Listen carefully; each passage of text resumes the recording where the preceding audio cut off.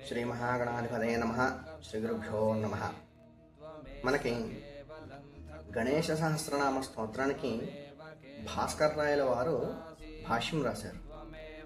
ఆ మహానుభావుడు లలితా సహస్రనామ స్తోత్రానికి రాశాడు భాష్యం. తర్వాత మళ్ళీ గణేశ సహస్రనామ స్తోత్రానికి భాష్యం రాయడం జరిగింది. భాష్యం రాసి ఎంత అద్భుతంగా పేరు పెట్టారంటే ఖద్యోత వ్యాఖ్య అని చెప్పి పేరు పెట్టారు.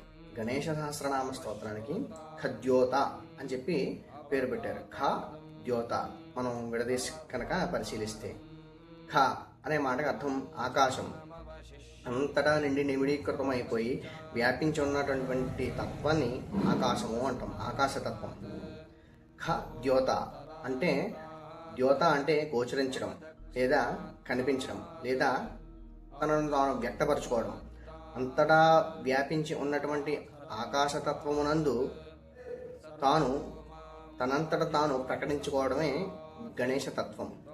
ఆ ఖద్యోతకే వ్యాఖ్యానం. అంటే గణపతి పూర్ణమైనటువంటి పరబ్రహ్మం, నిర్మలమైనటువంటి పరబ్రహ్మం. అందుకనే మనకి గణేశ సహస్రనామ స్తోత్రంలో 451వ నామాన్ని గమనిస్తే ఖ నిర్మల అని చెప్పి ఉంటుందన్నమాట. అంటే ఆకాశమంతా వ్యాపించి ఉన్నా తనకి ఏ తత్వము అంటుకోకుండా నిశ్చలంగా ఉన్నటువంటి వాడు గణపతి.